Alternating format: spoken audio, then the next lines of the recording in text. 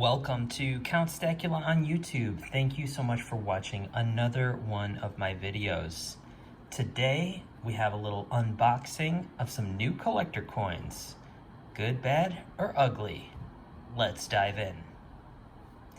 All right, so I have pre-scored this package to make for easy use on the camera here, and that is everything. Also removed the paperwork, but here we are. We have a few new collector coins. I was gonna wait a little bit longer to do this video because I do have one more on the way, but it's coming in a couple of days. I just figured let's get on with it, you know. I've got a good number of coins to talk about. So let's take a look at what we got. In no particular order, let's start with this guy.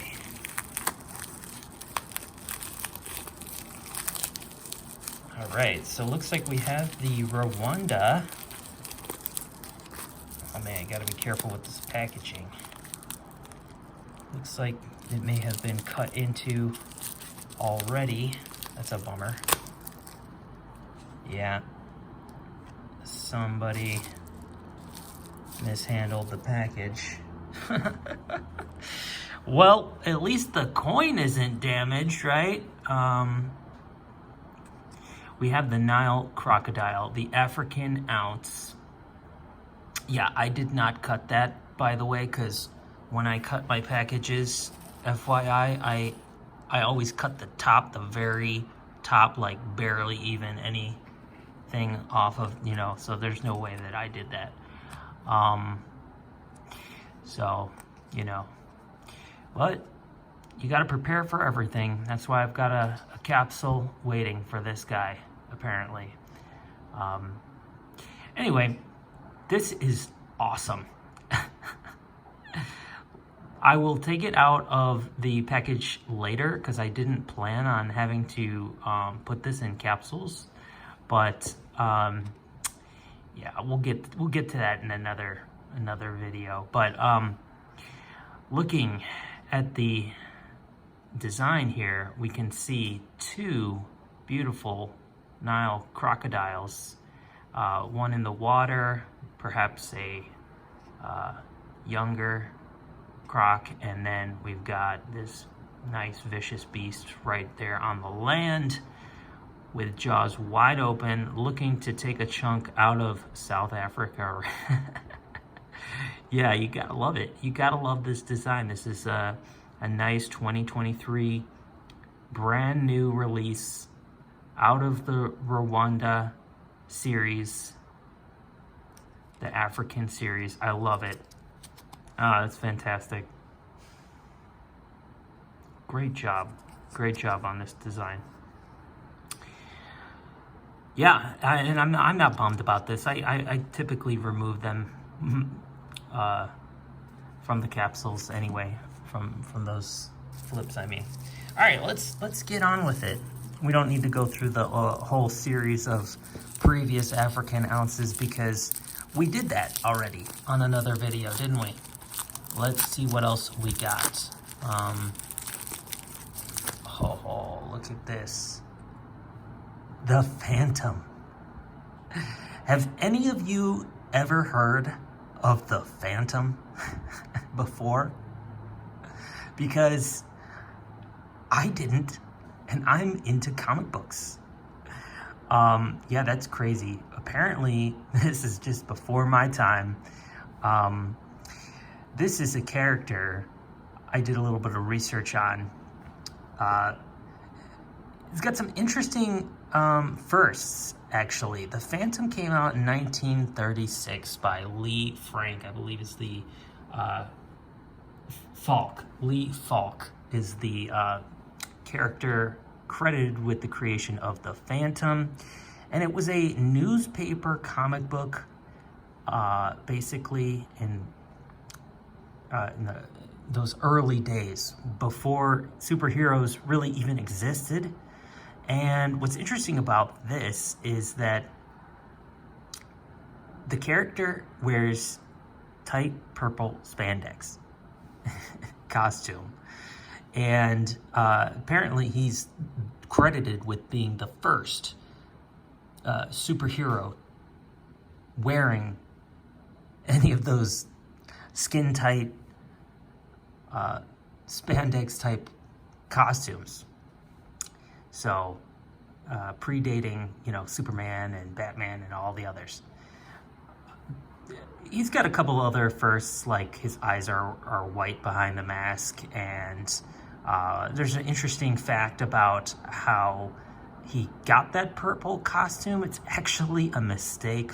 The creator, Lee Falk, wanted to make it a gray suit, but the artist took some extra liberties, thought it would look better as a purple outfit, and that's what they printed, and it never got corrected. So but Lee still refers to the outfit as the Gray Ghost. So he lives on Skull Island, so they have these interesting skulls in the background and some other you know, symbols going on. But what's interesting about this superhero is that he's not technically super, meaning he doesn't really have any superpowers. He relies on his wits, his fists, and his cunning to solve and fight crime, which is very interesting for a superhero, you know. So I'm really happy to have this coin in the collection. I obviously love what they did with it. I love that they threw the skull in the Phantom text there, and yeah, it's a simple design with a lot going on, and the expression on this character with his arms folded and a grim looking stoic facial expression. It just makes me laugh. So we've got the reeded edge, and yes, this is a Tuvalu Perth Mint design. So actually it does have 2022. It's not a 2023, but it came out late 2022.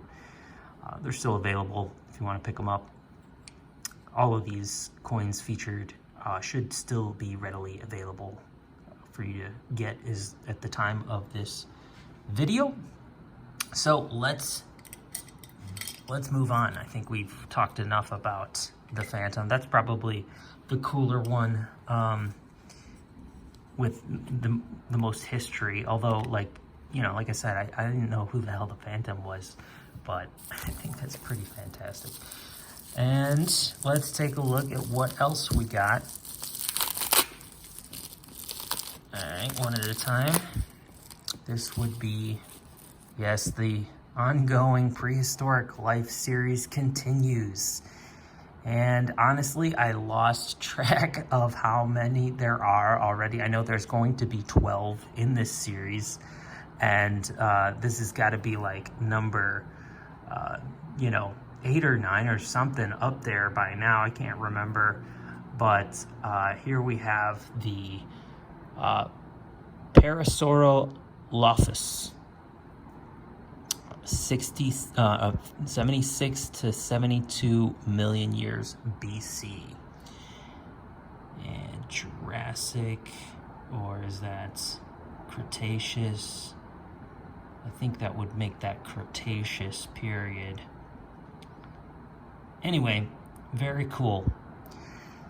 I think we've all seen that type of animal, and nice how, yeah, it came with a lovely little milk spot, just like all the others.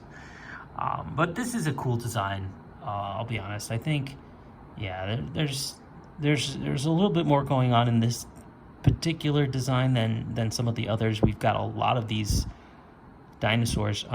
So there's 3 of the featured animal, and then we've got them surrounded by these other raptors. what look like raptors to me, a pack of at least 4 raptors surrounding these guys. So maybe they were pack hunting the Parasaurolophus.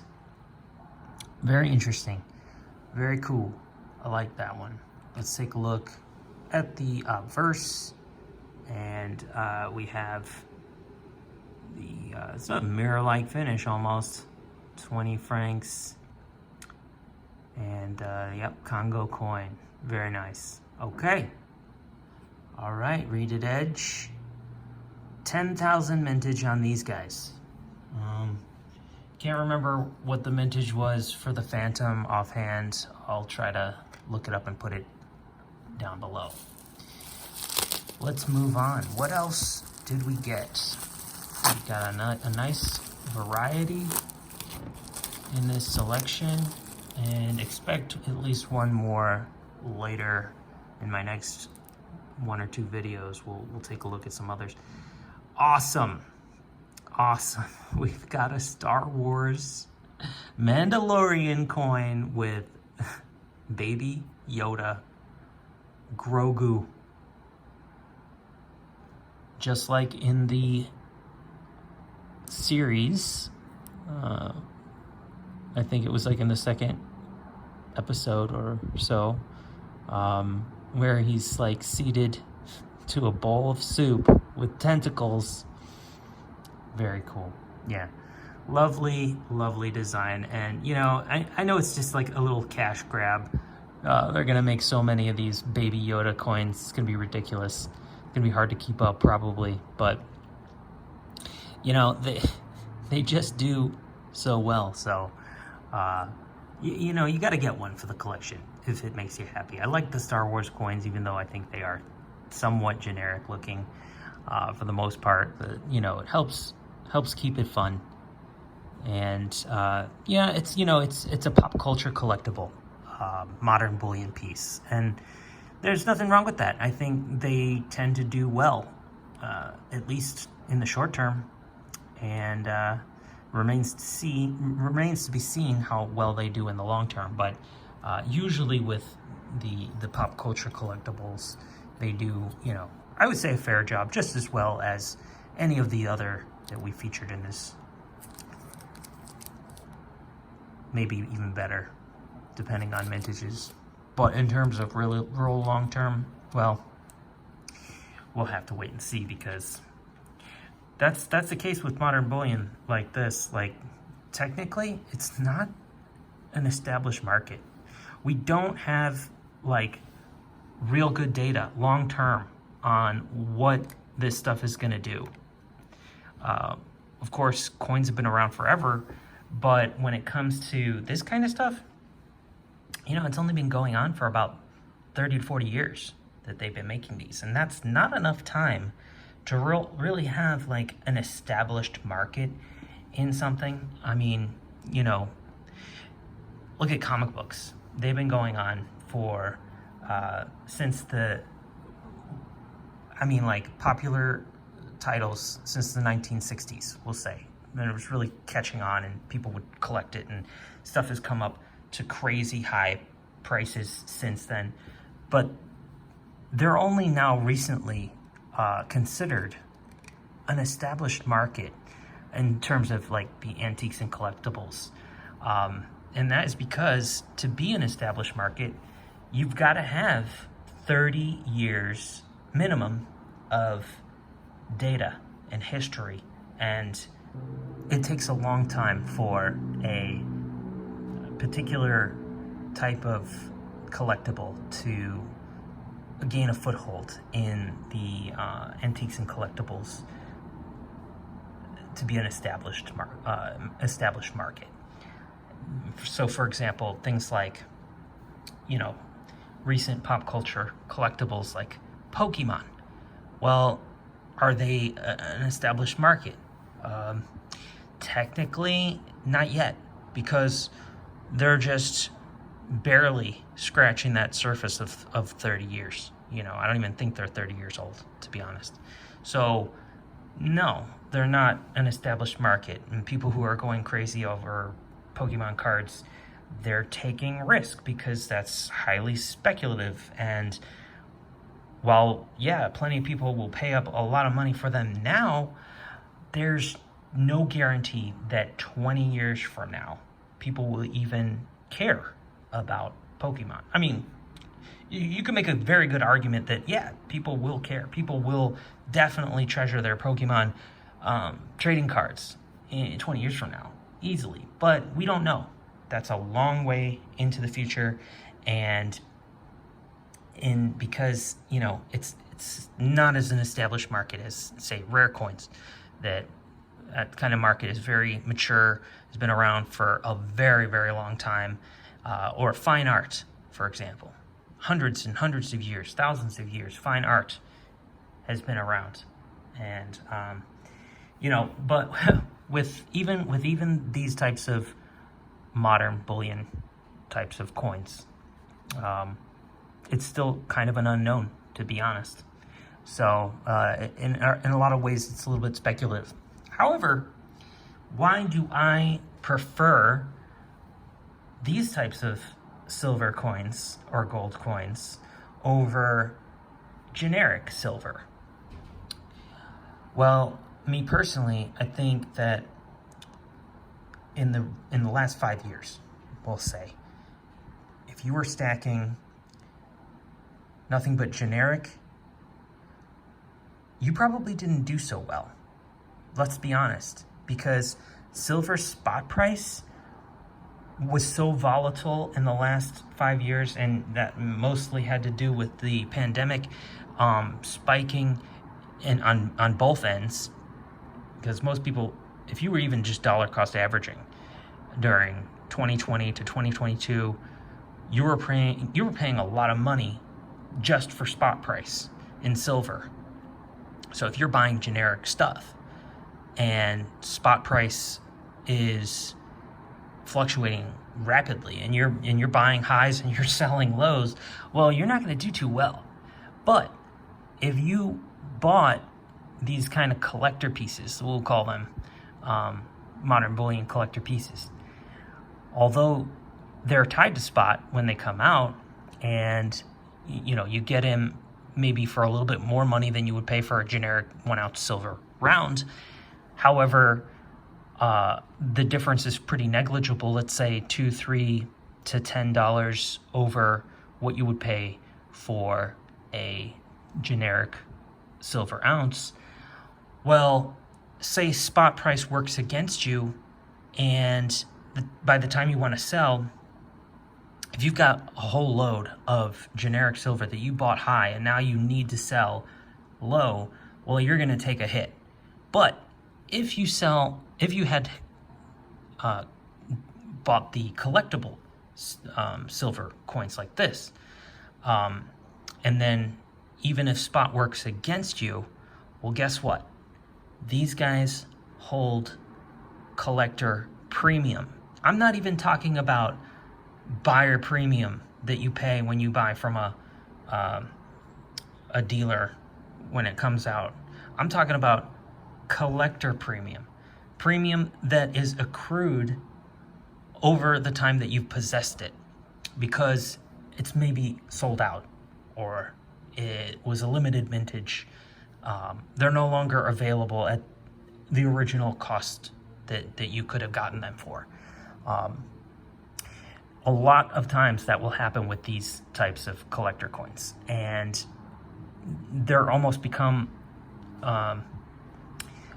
independent of the spot price. So the Grogu, for example, 3 years from now, spot price, we have no idea where it's going to be. But even if it were to just remain stagnant or go down, well, though I paid, I don't know, $35 for this coin, and spot price maybe remains the same, well, I can guarantee you that 3 to 5 years from now, that this coin will be worth more than what I paid for, regardless of what spot does, because of the character, because of the mintage, because it's no longer available. And as a collective market, the market has agreed that they set the fair market value for that coin at a certain level by that time, which will most likely be much higher than where it is right now. And that is why I personally prefer collector coins over generic. And that's just the practical reason. But there's also the aesthetic. I mean, they're very pleasing to the eye. They're really cool. They add variety. You know, with variety also comes complication. You do have to record a lot more information. You can't just, you know, willy-nilly buy like you would generic, you know, 20, 30, 100 ounces, and all you have to do is remember the spot price. No, with this stuff, you do have to, we have to record what's the name of the coin, how much did I pay for it, what was the premium that I paid for it, the spot price at the time I paid for it, and then, because when you want to have that information so that when you go to sell, and you can see, oh, the fair market value, you know, you look on eBay and you see what people have bought this coin for, not what people are asking for it, but what they've actually sold for in the completed listings and auctions. And then you're able to see, oh, okay, minus the buyer's or seller's fees, minus shipping, I made X if I were to go to sell this. And that is how you know that you will make money when you go to sell it. And that's pretty much what I observed. Now, what are the downsides? We can't just give all the advantages. Like I said, it adds a little bit of complication, right? But another downside is that, well, because they're nice and aesthetic, you might have a little bit more attachment to these coins than you would a generic Buffalo round, right? Yeah, it might be harder to part with, especially if you only have one. There's a guy out here on YouTube, his name is 2is1. I think what he's trying to say with his name is that, you know, you want to have two of something so you can actually let one go one day, right? Correct me if I'm wrong, 2is1, but I love your content. Great show. There's a lot of great YouTubers out there, but anyway, getting back to the topic, what are the disadvantages of collector coins? Well, I would say that the price, you know, you have to pay a little bit extra at the beginning to be able to, you know, get a higher premium type of coin, but chances are, provided that you go through the right sources, when you go to sell, you will get that premium back, maybe even more. Certainly, it would be better than, you know, a generic bullion coin if you take the time to sell on the secondary market rather than to a dealer. So that is just the bare bones basic idea behind why I prefer collector silver coins versus generic silver. And we can go into more detail on this in another episode, but this one's carrying on quite a bit, so let's just wrap it up. So I recently sold a couple of these boxes. These are for my 10-ounce bars. These are popular. I love the convenience of having the metal in here, and yeah, I put all my listings up on Etsy now, so you can Google them or search for them on Etsy, and or buy them on eBay. Links in the description down below. And if you have any interesting custom ideas on a 3D printed coin storage solution, I would love to hear them. Go ahead and send me a DM or check me out on Instagram. All right, so that's gonna do it for us today, y'all. I appreciate you coming by and watching my content. Go ahead and give me a like if you enjoyed it. Go ahead and subscribe so you can stay tuned in to any further releases, which will certainly be coming soon. And we'll catch you on the next one. Count Stackula out.